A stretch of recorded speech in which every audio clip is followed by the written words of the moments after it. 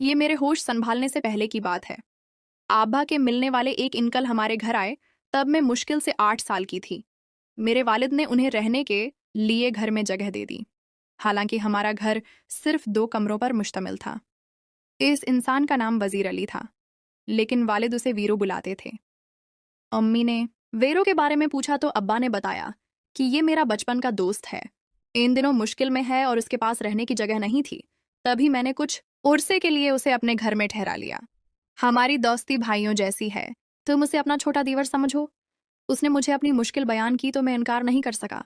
अम्मा ने कहा कि आपने बहुत अच्छा किया, लेकिन उसे रात में सलाएंगे कहाँ?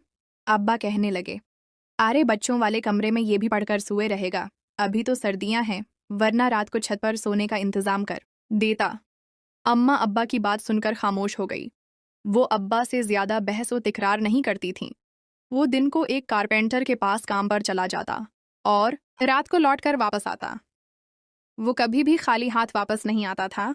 हमेशा हम बच्चों के लिए फल, फरट, कभी सुबह के नाश्ते का सामान, अंडे, डबल रोटी वगैरह ले आता। वो सिर्फ नाश्ता हमारे घर से करता था। दोपहर का खाना अपने कारपेंटर दीन मोहम्मद के पास और रात का खाना कभी बाहर खा लेता। कभी वो आ जाता तो वालिद इसरार करके उसे रात के खाने पर साथ बैठा लेते। हम सब बच्चे उसे चाचा कहते थे, क्योंकि वालिद कहते थे कि ये मुझे सगे भाइयों जैसा अजीज है। बड़े दिनों में वैरो ने भी हमारा साथ दिया। वालिद की तनख्वाह ज्यादा नहीं थी, घर का गुजारा मुश्किल से हो रहा था, लेकिन वीरू के आ जाने से कुछ हालात बेहतर होने लगे। खर्चा खत्म हो जाता तो वो अपने पैसों से राशन ले आता। कभी तेल, दाल, चावल खत्म हो जाते और उसे पता चल जाता तो वो ये चीजें खरीद कर ला देता और हमसे पैसे न लेता।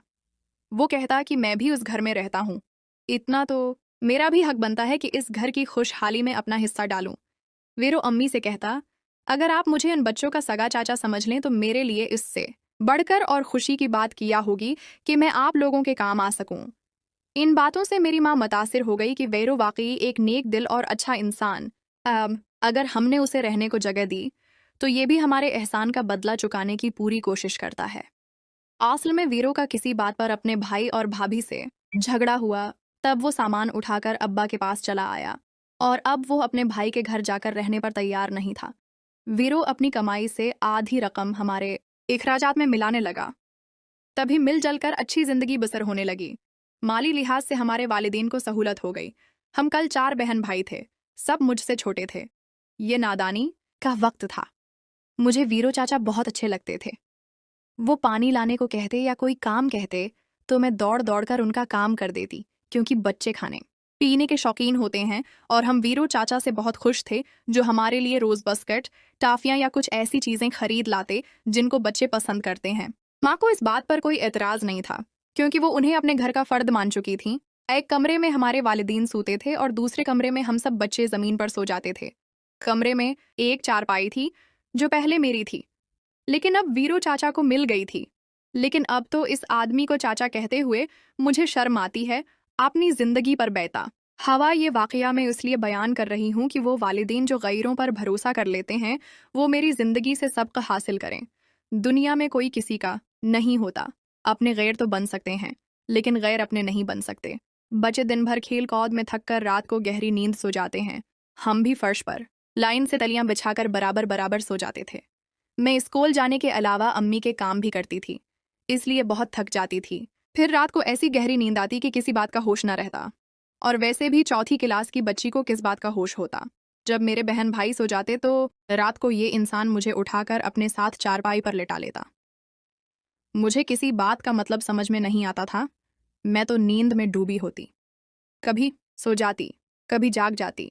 फिर वो मुझे पैसे और मीठी गोलियां और बस्कट दे देता और मुझे कहता कि किसी को भी रात की इस बात का पता न चले।